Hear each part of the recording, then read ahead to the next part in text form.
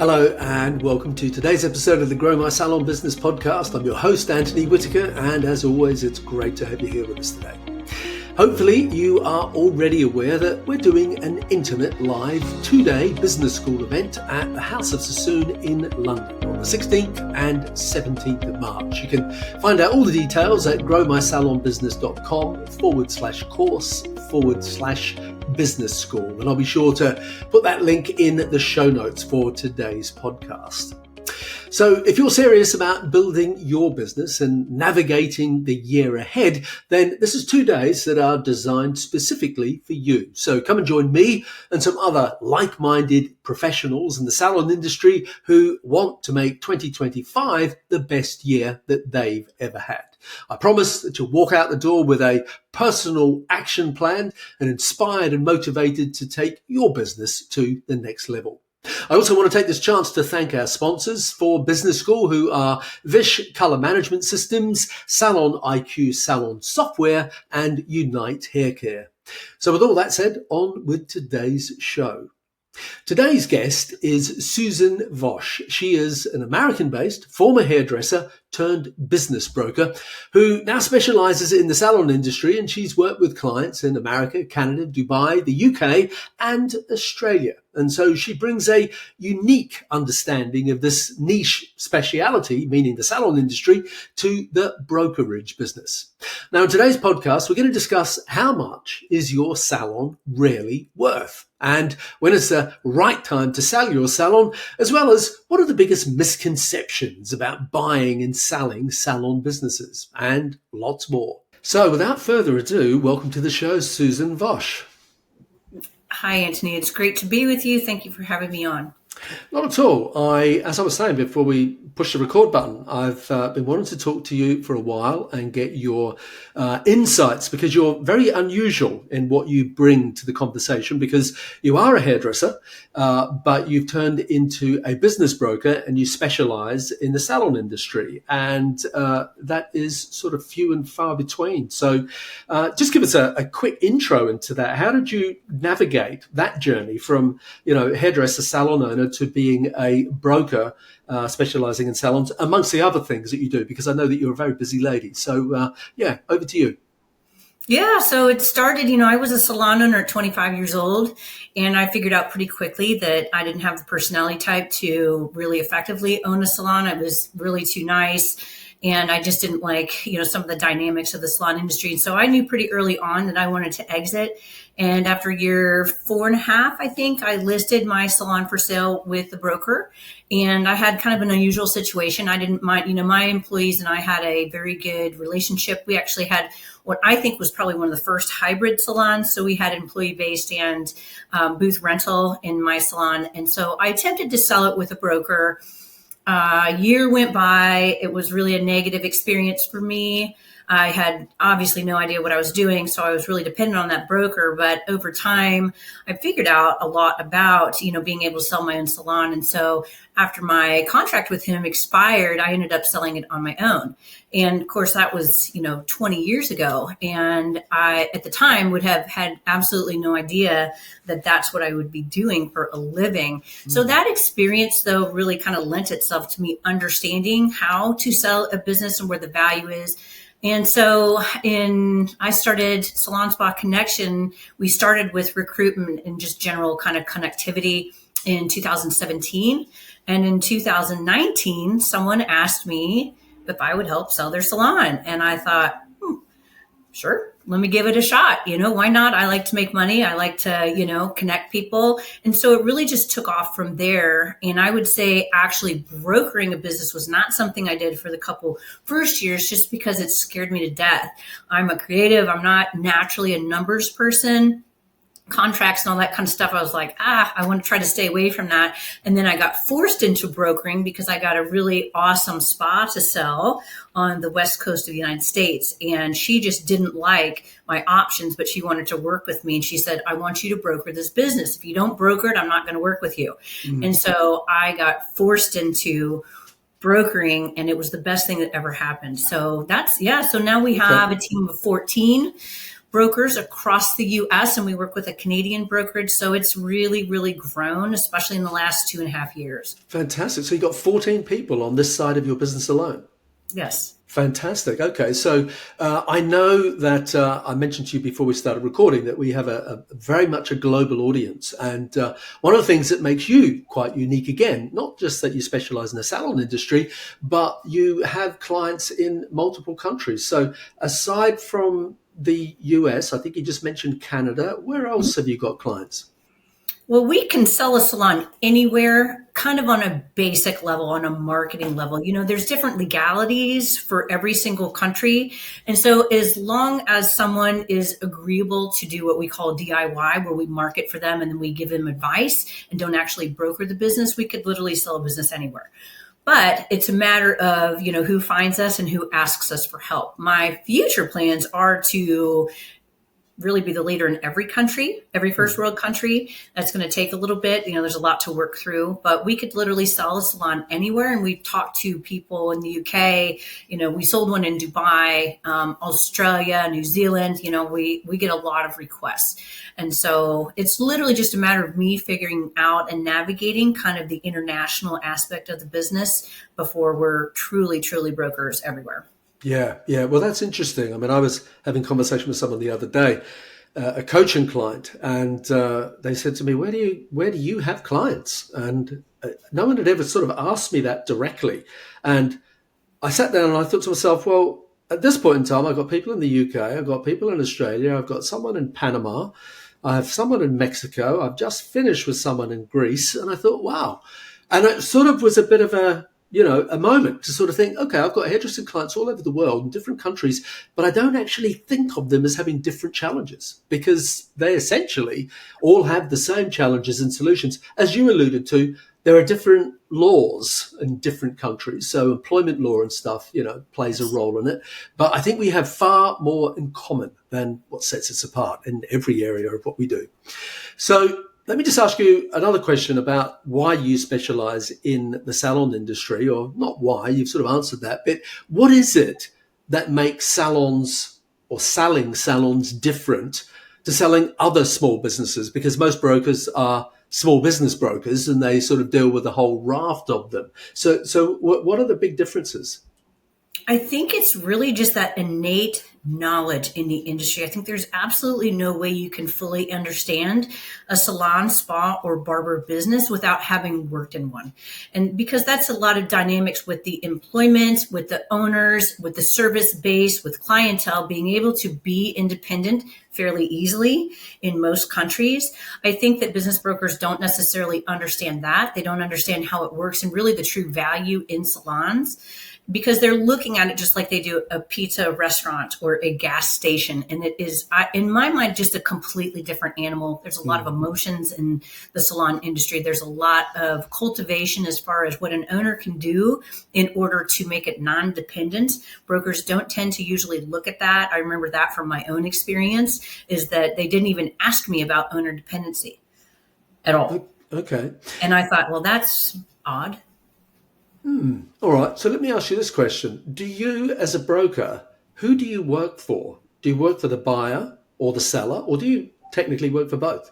Typically, we're always on the sell side. Right. And so we do get hired by buyers for things like valuation. If we're not working with the seller, it'd be a conflict if we were working with the seller. But generally speaking, we work with the seller. We actually were approached by a private equity company to work with them. And I ended up declining the opportunity because it felt really unnatural to represent them rather than the seller. And so most of the time we work, honestly, when we sell a business, we're working just as much with the buyer, but we don't represent the buyer. We're usually almost always on the sell side. Got it. Okay. And if you don't mind me asking, how, not how much, but how do brokers get paid? Is it the buyer that pays or the seller, or is it a percentage? Like what does that look like? It is generally a success fee. And so we We take an upfront payment as far as a deposit for several reasons, but that's really small compared to what the end game is. And so usually it's anywhere from $5,000 to $1,000 when we broker business, and then we get paid based on success. And so it is truly a long game. We are used to that quick satisfaction and just moving fast in the hair industry, and it's the absolute opposite in business brokerage. So we are paid upon completion of the sale. Right, and no sale, no fee. Right. Is that what that boils down to? Right. Lots of risk, yes. Yeah, of course there is. Okay. So the big question, I have bought and sold salons over the years. How do you value a salon? Because I think every listener will be sort of thinking, well, I wonder how much my salon is worth. So I know how I generally do it.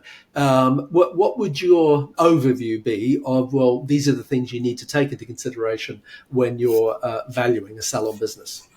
Well, as an ideal situation, someone is keeping really great books and they're not putting a lot of personal expenses into the business. They're really categorizing things accurately. They're paying their taxes accurately based on, kind of where that money's going. They're taking a salary. That's super clear. So what we're looking at is we're looking at the net, right? The net profit of the business plus any, what you would call seller discretionary earnings. And so that is the owner's salary. That is any personal expenses that are being built into the business, such as, we see auto insurance, we see cell phone, we see, you wouldn't believe what we see, vacations, lots of stuff like that. Mm-hmm. And so we take all of that out and we add that to the net. Mm-hmm. And then generally speaking, what we're doing is we're taking an average of the net times either 1.5 all the way up to 3, depending on what the comps are in that particular area and for that particular business model. Yeah. And then a lot of times we're adding on what we call FF&E and inventory. So that's furniture, fixtures, and equipment, and the cost of inventory. Yep. That's how we value a business. Right. Okay. That is pretty much exactly what I would be doing. One thing I want to pick up on is the multiple of profit. You said anywhere between, I think you said between 1.5 and 3. And interestingly, over the years, I talk to people in different countries, and some of them will say, I might mention that percentage, for example. I would usually say between 2 and 3, okay?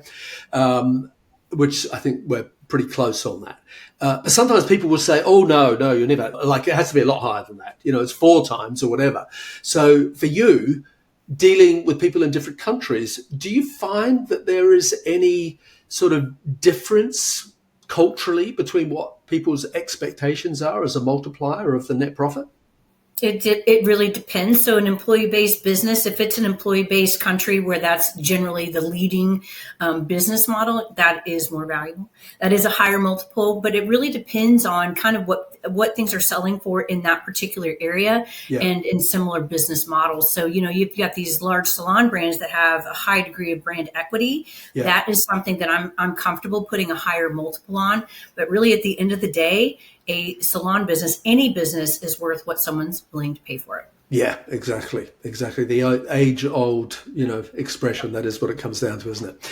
Okay, so when we're looking for these multiples, we're looking for what the net is, the net profit.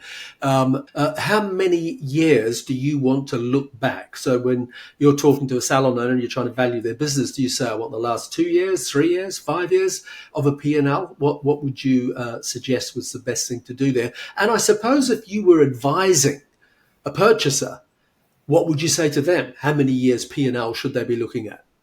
It's typically 3 years past and then year to date. 3 years past, right, okay. Right, so 4 total. So we do a running valuation. When we have active listings, we are always, either monthly or quarterly updating the year to date. I've done 7-year valuations. Those are typically the larger brands where there's multiple locations, lots and lots of money flowing in and out. And those are people, private equity companies typically want to see that 7-year valuation. Sometimes investors do, but I always say you absolutely must produce 3 years of P&Ls, tax returns, and then year to date, we have to keep that fluid. Definitely. Yeah. Okay. Right. So another issue that's coming up a lot these days is that all over the world, not just in the US, there is very definitely a shift towards being more self-employed people. So whether we call them, booth rental salons, I think that was the term you used before, or rent a chair, or any sort of hybrid of that terminology, it has an impact on the value of the business when you're trying to sell it. And I think a lot of people get caught out by that, because they'll say to me, well, Anthony, my business is generating, $1 million or 2 million, or whatever the number is in total revenue. So but all of the people that work there are not employees, they're all self-employed. And so as I point out to the salon owner, that's got nothing to do with the valuation of your company, because that's not your money. They are all independent businesses. So how you value the company is based on the profit, and the income that you're getting is not from products and services. The income that you're getting is from rent. So you're not actually doing 1 million or 2 million. You're doing whatever it is, 200,000 or something in rent. And out of that, you've got your own overheads that you're paying. So the multiplier is coming from a very much smaller figure than what they thought it was. Are you finding that something that is having a big impact on sellers? Is that and buyers? Is that sort of catching people out? Talk to us about your experience with that observation. Well, first I would say, if it's a booth rental or independent contractor situation, why in the world does the owner know what the contractors are bringing in? Mm-hmm. That's an unusual situation. I've yet to see that. So when we're looking at independent contractor position, I'm not really sure what they call it in the UK, if it's booth rental or whatever. We call it booth rental, suite rental. There's so many terms, freelance, booth rental, suite rental, self-employed, freelancer. And hairdressers being hairdressers, they often don't recognize that some of those words are bandied about, but they actually have a legal definition to them.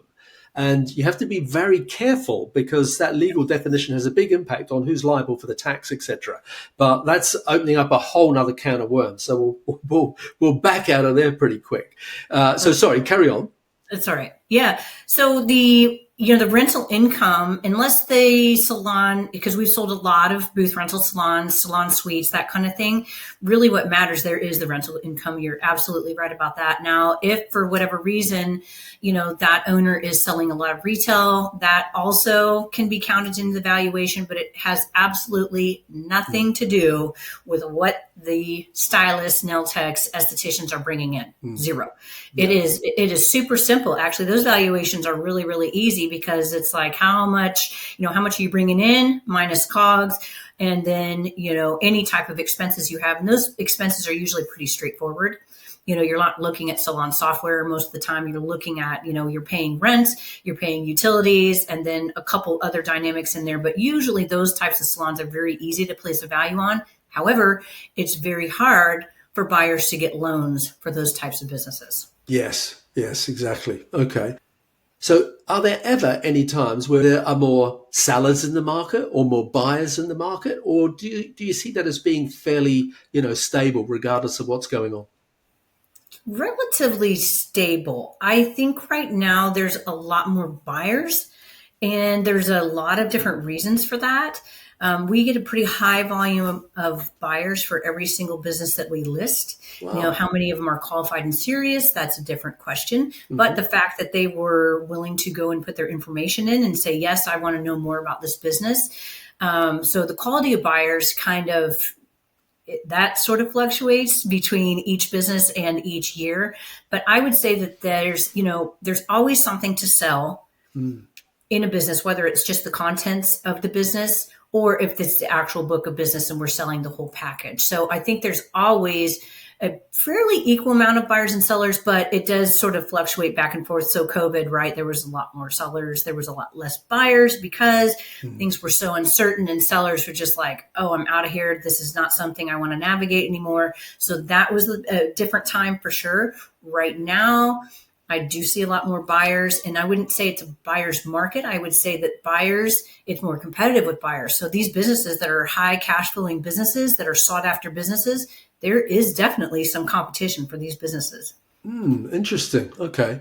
So what percentage of salons actually sell? Because I know a lot where they literally just close the door and walk away. And as you said, you had I think your own business was on the market for more than a year, which is a considerable amount of time. So is there some data that you can say only this percentage of small businesses even reach that day where they sell?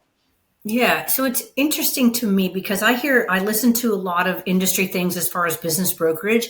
And what I think is interesting is they talk about, there's a website called Biz Buy Sell in the United States. And that's where a lot of brokers go and they list their businesses. And they report that I think it's 70% of businesses don't sell, which is really, really shocking to me. We have a much higher success rate. And I think that is due to the fact that we understand the industry and we actually go way above and beyond what normal business brokers do. We understand where hairstylists are. We've got a huge list. We work with lots of partners within the industry. So it's easier for us to effectively reach people. And it's easy for us to talk to any buyer because not only myself, but all of my brokers are from the beauty industry. So it's a whole different experience for the buyer and for the seller because we know the business. We've owned salons. We have been consultants. We've been hairstylists, estheticians. So we have a higher success rate. And I think that's why. So about 80% of ours sell. Wow, that's very interesting because I'll often hear the exact reversal in that 80% don't sell. So and I don't report to Biz Buy Sell, so I'm not really sure where they're getting that data from because nobody's asked me how many businesses we actually sell. But ours is fairly high. You know, some of them become problematic, and so those can take a lot longer. So like, you know, when we list, things change from list over the next couple of months. And so those can be much harder to sell. But these strong businesses, oh my gosh, we had one in Ohio that is actually being sold on Valentine's Day. It's closing on Valentine's Day. We had 70 buyers, $1.2 million. Wow. Unbelievable. Fantastic. But 70. Yes, I couldn't believe it. That broker was overwhelmed. I said, let me know if you need help.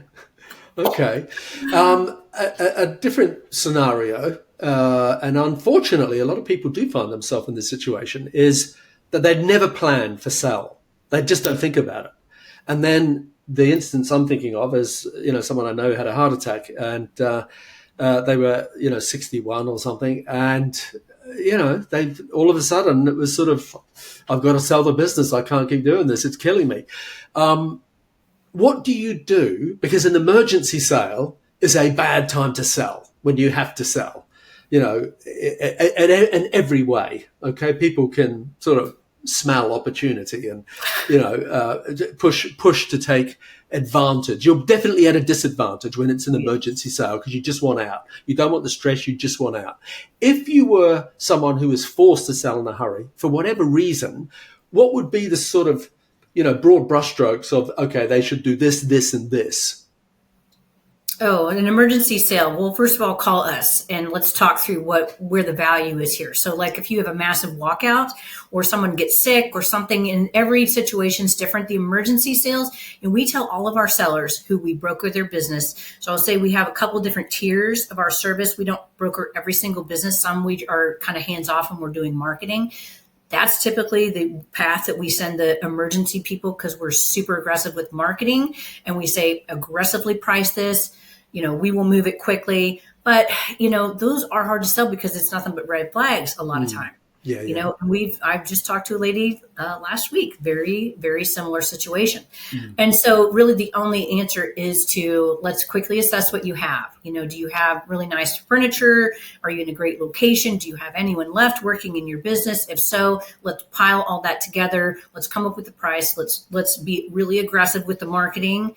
And that usually does sell pretty quick. It's just a matter of a seller being reasonable. You can't have an emergency situation and say, well, I want $500,000 for my business. It's like, it doesn't work like that. Exactly. Yeah, exactly. I mean, I was talking to someone and recently and I said, well, what do you think it's worth? And his answer was, well, it owes me, $250,000 or something. I said, well, what you think it owes you has actually got nothing to do with the value of this. Nothing. But he was adamant that there was a figure that it owed him and that he wanted to get that back on it. But, that's typical. Yeah, he fortunately did start to sort of see the sort of error of his thinking, if he genuinely did want to sell it.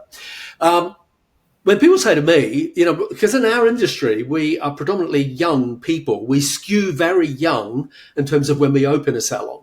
Yes. And so we don't tend to think about the fact that one day I'm going to sell this salon. And so I always say to people that, when you should start thinking about selling a salon is right at the beginning. Like as soon as you open a salon, you need to acknowledge that I should be thinking about an exit strategy. Even if you're only 25, when you've opened a salon, you should at least realize that there are certain businesses that will sell for higher, valuations. That are easier to sell, et cetera, et cetera. And so in order to be one of those businesses, I need to set it up from the beginning in a way to make it the most valuable that I can. Do you agree with that sort of thinking? Absolutely. Yeah. I couldn't agree more. And so we're really trying to, it's great because we catch sellers. We get a lot of leads, but we're catching sellers when they're ready. And what we're going to try to do more of is catching them much earlier, because there is just an absolute misunderstanding about what the value is in someone's business and how to build value. There are a couple consultants in the industry, and I'm sure you're one of them, who is coaching on this is how you build a sellable asset. And so we are trying to hop on that train as well, because I just don't think people think of that, especially in your first couple of years of business. You are literally just trying to figure it out. You're trying to survive, you're trying to do everything right, and things are weird, and you're dealing with clients and people and all that. But absolutely, from day one, start thinking about how can I build this to sell it? Yeah, definitely. In other words, have the books done, have them done properly, keep it clean, build all the systems, make the business not about you, make it work independently of you, all those sort of things create a much more sellable, much more valuable asset. Okay, sort of connected to that, again, you'll often get people and you'll be chatting to them and they're at that age, late 50s, early 60s, whatever, where you need to start thinking about this. If you haven't already thought about it, you need to start thinking about it. And it doesn't mean you need to start selling it tomorrow, but imagine you were 60. I would be saying to someone that, okay, so when do you want to sell? And they might go, well, I never want to sell. I love doing what I do. But I always say to them, look, you need to put a stake in the ground. And even if you move that stake, you need to say, well, I'm 60 now. I want to sell by the time I'm fill in the blank. It could be 63, could be 65, could be 68, could be whatever you want. There is no real and hard and fast rule here. But I suppose what I'm saying to you is, to that person, what would you say are the things, I think we've probably already covered this actually, but what would you say are the things that they must start to do to maximize the value in their business? Well, at a baseline, keep really good records, very clean P&Ls. And really the advanced level is, making sure that net is pretty high. And so your net profit line, really needs to look like it's increasing and or stable for several years in a row. Stop putting a bunch of personal expenses in the business. We can take those out, but lenders, really, every lender looks at it differently. And so depending on what lender the buyer goes to, sometimes it's like, this is not straightforward enough. We're not going to lend for this business, or we're only going to lend half of the amount that you're talking about that you want. And so bookkeeping, super important, and taking yourself out of the equation as much as possible. And so making sure that business can run without you being there all the time and doing everything. That actually devalues a business significantly when you are doing absolutely everything. So those are the two main things: books and taking yourself out of being the ultimate leader all the time. Yeah, good. Okay. If you're a seller, should you stick around once the business has been sold? Do you have any hard and fast rules about that?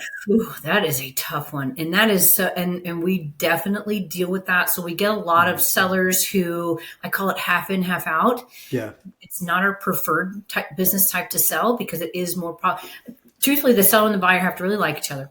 Yeah. If that's going to happen. I mean, it just absolutely has to be the case. And so if the seller is desperate and they're just picking the first buyer and they're, or vice versa, it tends to not work very well. And so that's a whole different dynamic. I think with sellers, if you want to stay in the business, which is common, right? A lot of people want to, continue to perform services for another year, another 2 years, or they just don't want to be owners anymore. We see this a whole lot.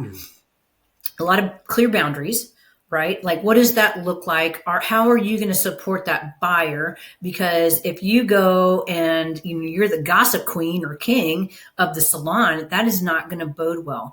And really the issue comes in, we get a lot of sellers that want, let's say they're service providers, and they say, well, I want to continue to do hair. I'm going to go rent a suite down the street, or I'm going to go and do this.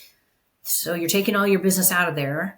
So we have to take that out of your valuation. So it's hard to answer that because it's such an individual situation. And I think it only works for certain people. Yeah. So we as brokers really try to prepare our sellers for what that looks like as far as, okay, you understand this is going to happen. This is going to happen. This is going to happen. And same with the buyer, and so just making sure it is a harder business to sell. Yeah. I mean, I've seen it work really well, and I've seen it be an absolute disaster in equal measure. So, this falls in against.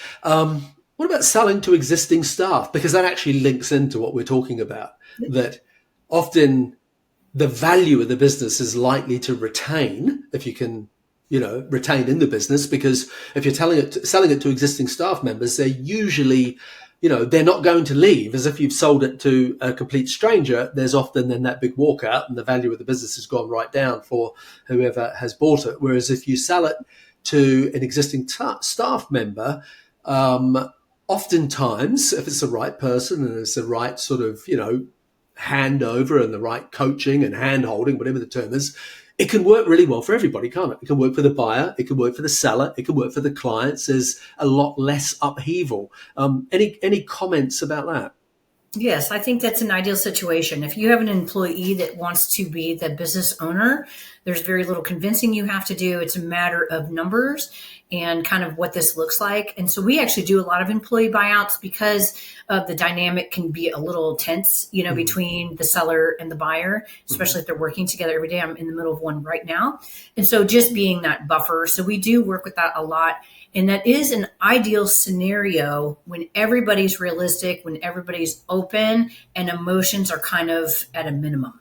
Emotions cause problems. Yeah, exactly. What about when the employee doesn't have any money, and so the salon owner offers them the opportunity to pay back the price of the salon out of the profits in the business? Do you get involved with that, or do you sort of stand back from that? How does that work? Well, we're involved in it as far as what the agreement looks like and getting everybody to understand what they're agreeing to. That's very common. And seller financing or creative financing in general is extremely common in most business sales. Yeah. It's way more common in employee buyouts because it is typical for an employee not to either have access to that capital or want to put themselves out there as far as getting a huge debt under their belt, right, into business ownership. And so most of the time what you're going to see is anywhere from, I would say, 20 to 60% cash injection up front. And then the rest is seller finance, whether it is in an earnout type of situation where they are being paid, the seller's being paid based on profits, or if it's just a standard seller financing agreement, I pay you X amount of dollars for X amount of months at 6% interest. That's common. The earnouts can be tough. You gotta have a lot of faith in that buyer in order to get into an earnout type of situation. So we always say, let's discuss seller financing first because that's more of a guarantee, right? And then the seller inherits the business if things go really wrong. It's the last thing they want to do, but at least there's that guarantee. Yeah, exactly. Yeah. Good point. Okay. Let's just talk about the buyers for a minute. If you were thinking of getting into ownership, in fact, let me ask this a different way around. Who is the typical buyer, or is there no such thing? I suppose I'm thinking of people, I've seen the whole sort of gamut here, and I suppose we've sort of touched on this without really talking about them. I've seen people buy salons because they think it's going to be a really good business to own, even though they're not hairdressers. Sometimes they're using their, pension fund or some money they've amassed and they want to retire, and they sort of see a business as being a little bit of a cash machine and very hands off. They won't have to get too involved, and it's going to sort of, kick off this or spin off this sort of residual profit that they'll be able to live on for a long time. And I get very concerned when I see those sort of people into the market. Who do you see as being the typical buyer? Well, believe it or not, we do have a lot of people like that. So there's a lot of non-industry people buying up fully managed and partially managed businesses. That's actually the bulk of the buyers for those businesses that are really high cash flowing and non-owner dependent. So we are seeing couples, who think owning salon is fun. We see a lot of investor types that just want out of that 9-to-5 corporate grind. They're looking at it from exactly kind of what you said, like cash cows. I don't have to do much, and that's of course different for every single business, but you would not believe the amount of non-industry buyers that we have right now. So much.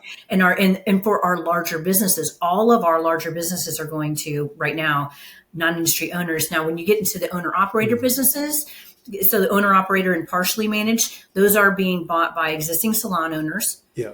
And they're being bought by industry professionals. So other hairstylists, estheticians, but it's different. It's amazing to me what, like we have my largest one right now is going to non-industry people. I didn't generate I had 2 hairstylists inquire about that business. It is very high cash flowing. And they both said the same thing, like, oh my gosh, I couldn't take on that kind of debt. I'm like, you'd paid off in like 2.5 years, but they just didn't have that forethought and that ability to go, oh, okay. And they wouldn't have been a good fit for that business because it was a challenge to run because it was such a monster. But my buyers are 100% non-industry. It's a local couple. Wow, that's interesting. That's very interesting because they're often the ones I see they completely underestimate. The hairdresser. They completely underestimate the people management, the emotional side of our industry, and how you deal with people like that. And they can so quickly lose their investment, because the relationship, we could talk all day about who owns the clients, but at the end of the day, the relationship is between the stylist and the person who's been doing their hair, whether it's a stylist, manicurist, esthetician, whatever. And often when that person leaves, that business walks out the door with them. So obviously it can create, a huge mess for buyers that go into it, without the right sort of level of commitment and understanding of what they're really taking on. What would you say the biggest mistake is that buyers make? Is assuming that the beauty industry is easy. It seems simple, and maybe it's because a lot of us don't have that higher education, or maybe, I'm not really sure why that perception is the case, is that it's an easier industry to navigate. Service-based businesses in general can be challenging because it's a people business. And so I would say that, buyers for sure underestimate the people factor in these businesses. But again, if there's layers to the people, right? If there's management in place and the owners stepping in and people, like, think about the franchise model for a minute. Yeah. The franchise business model is exactly the safest bet. And guess who doesn't buy beauty franchises? Beauty professionals ever, pretty much. I mean, we hardly ever have beauty professionals interested in the franchise model because it's not sexy, right? But it is sustainable and it's smart and it's easy for anyone who is business savvy to walk into that business model. So I would say, they just underestimate the emotional factor and the need to really work with people and make them happy. And that, I would say too, if you're not necessarily a people person and you're a buyer, look for those fully managed businesses only, where you're not going to be dealing with really anybody but the management. Yeah, good advice. Okay. Last question then is, if you are a buyer, what sort of caveats can you put in place to protect the downside of all the staff walking? Right. So there can be a bonus, like a stay-on bonus that a seller would offer for people. And so that's, if you have, let's say, 3 high earners, you can offer them $10,000 if they stay for the next 2 years, 3 years, whatever that looks like. But that's probably the best way to guarantee. I would say contracts. And so in the United States, non-compete agreements have been deemed illegal. But that doesn't mean that a booth rental contract, and so the contract that you would sign to lease a space or a room, is invalid, because those are very valid. And so you're agreeing to a certain amount of time. So that's more of a guarantee. And then in an employment contract, so if you have a typical employment situation between a salon owner and a hairstylist, spa, esthetician, that states all of your benefits, everything that you're getting under this umbrella of ownership will transfer to the next person. That's definitely something to look for too, because that really, for an employee, if things change, especially dramatically, that's typically why they would leave. If things don't really change and things kind of just, there's more continuity to it, that's something I would really encourage as a buyer to ask what is actually translating. And it's amazing to me that many buyers don't even ask. Yeah. Okay. So I just want to go back to what you said at the beginning of that. You said I forget what sort of bonus you called it. I think you had a name for it. And you said, you could give them, say, $10,000. What I'm asking you is, who's giving them the $10,000? Is it the buyer that's locking them in to, if you stay 3 years, I'll give you another 10 grand or whatever? Or is it the seller who is saying to their team, if you will commit to staying here for 2 years or 3 years, because then they know the value of the business is going to be there for the potential buyer?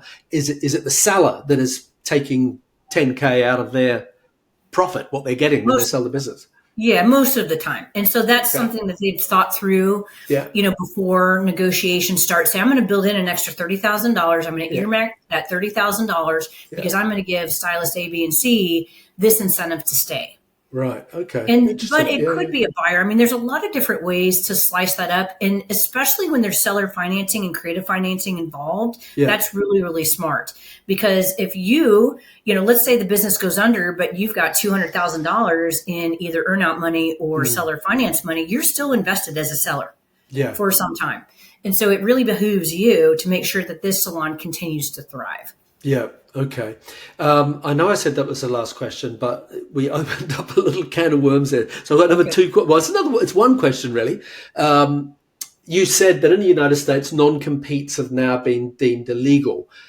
Wasn't that turned over? Like 1 minute they were, and then they said, "Oh, actually, no, maybe not," or has that gone through? The funny thing was that there was a lot of confusion about that. Yeah. And I think even the people that are handling it are confused about it. Okay. And so it has kind of bounced back and forth a little bit. And it's still kind of, I think that they're doing away with it completely. But what they did was they said, okay, this is the way it is, but then we're going to have an official vote.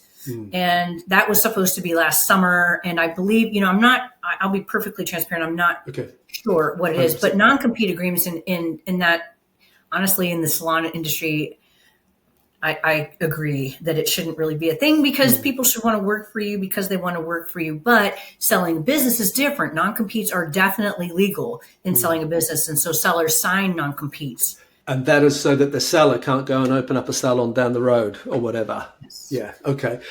Very similar to non-competes, and people get confused about the distinction here, is non-solicitation. Right. So those non-solicitation agreements, are they legal or not legal?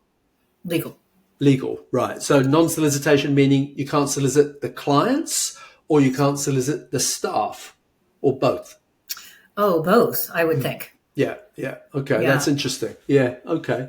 Wow, we've covered a lot of ground here. Sorry, carry on. I know.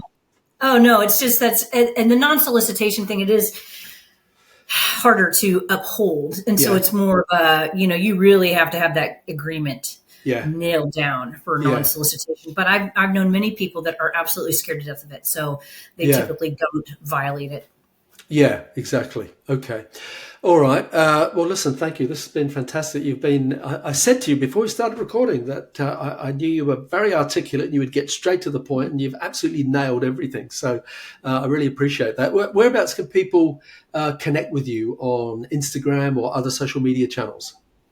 Well, we're pretty omnipresent, I have to say. So my last name is Susan. Last name is spelled W-O-S. You can find me on LinkedIn. The business is Salon Spa Connection. We're all over the place. Instagram, YouTube, Facebook. You can even send me a friend request on Facebook. But we try to be pretty much everywhere. TikTok, we're pretty weak there. But who knows if that's going to stick around. So Exactly. Day by day. Salons, I'm pretty easy to find. So definitely connect with me on LinkedIn, Facebook, follow us to stay. And of course, we have a huge website, and we've got a lot of free tools. So we have a free valuation calculator that anyone can use. Yeah. Basically, you have to know your numbers in order to use it, but it's a free tool. You get an instant result. You can always book a free consultation with myself or any of my brokers. We definitely love, my favorite thing to do is to meet with sellers. Favorite. I love it. And so I wish I could sit on every single seller consultation. We're happy to talk to anybody, give them advice.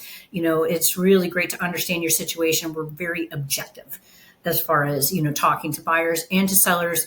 We offer a ton of different services, employee buyouts. If you just need somebody on your side, we take over for brokers. We actually market for business brokers. Brokers hire us all the time to market for them. Yeah. Good. Isn't that something? Okay, well, you've got a great reputation then. So, look, I'll put those links on our website, growmysalonbusiness.com, and in the show notes for today's podcast. So, if you're listening to this podcast with Susan Wos and have enjoyed it, do me a favor and share it with people who you know would also enjoy it. And don't forget to leave us a rating and review on the Apple Podcast app. So, to wrap up, Susan, thank you so much for being on this week's episode of the Grow My Salon Business podcast. It's been fantastic having you here. Thank you for having me. You are probably one of the best interviewers I have ever come. You ask the best questions that elicit the right way to go. Oh, thank you. I'm a fan. Thank you. Thank you. I really appreciate that. It's been my absolute pleasure.